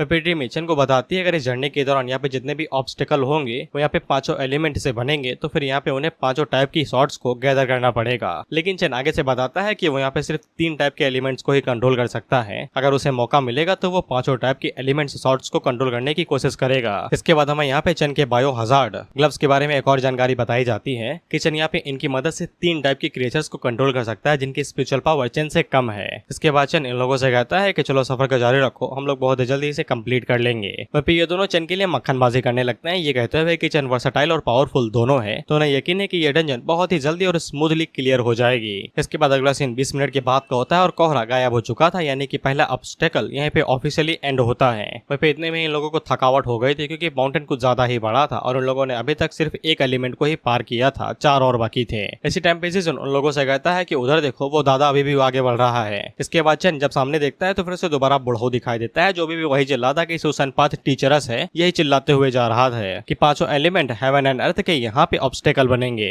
और ये आगे से कहता है कि फॉरेस्ट छुपे हुए मॉन्स्टर से भरा पड़ा है, हर एक पेड़ और घास की पत्ती यहाँ पे ब्लेड की तरह है जो लड़ने के लिए एकदम उतारू है। इसके बाद हम लोग देखते हैं कि जमीन के अंदर से मूली निकलती है और ये मूली भाई जिम जाती है, इसकी बॉडी देख रहे हो तुम लोग। प्लांट वर्सेस ज़ॉम्बी गेम खेला है तो ये उसी का ही अवतार है नया। चेन इन लोगों से कहता है कि ग्रुप के अंदर इकट्ठा हो जाओ, ये ग्रुप टाइप बैटल होने वाला है। इसके बाद वहाँ पे जितने भी पेड़ और मूली सूली थी ये सभी बाहर निकलते हैं और फाइट करने के लिए रेडी हो जाते हैं। और चेन आगे से कहता है कि उसे सीधा फाइट करना ज्यादा पसंद है, छुपन छुपाई उसे समझ में नहीं आती है। इसके बाद हम लोग ज़ेन्ज़ो और जीजुन को देखते हैं जो कि हक्का बक्का रह गए थे। ये आगे से कह रहे थे कि बूढ़ों को हम लोग क्यों ही रोक रहे हैं, उसके साथ ही आगे बढ़ते हैं ना, क्योंकि हमारे शुरू करने से पहले ये सब कुछ खत्म हो चुका है। जिसके बाद हमें चेन का हिसाब किताब दिखाया जाता है तो फिर उसने अकेले ही यहाँ पे सारी सब्जियों को काट के खाने के लिए रेडी कर दिया था और उसने ऑफकोर्स यहाँ पे वही सॉर्ड इस्तेमाल की थी जिसको उसने अभी ही टीम किया था। क्योंकि पानी यहाँ पे पेड़ पौधों को ग्रो करता है तो फिर ये उनके साथ अच्छे से मर्ज हो चुका था, तो इससे यहाँ पे सॉर्ड की एनर्जी बढ़ गई थी पानी के साथ मिलता जो है ना, तो फिर इसका इफेक्ट दुगुना या फिर तिगुना हो चुका था। इसीलिए जल्दी चेन ने यहाँ पे इन सभी को मौत के घाट उतार दिया। मैंने सोचा था लंबी फाइट होगी लेकिन ये तो चुटकियों में ही खत्म हो गई। फिर ड्रीमी इन दोनों से कहती है खड़े क्या हो भाई, आगे बढ़ो, हम लोगों को जल्दी ये डंजन कंप्लीट करना है, सोना भी है मुझे।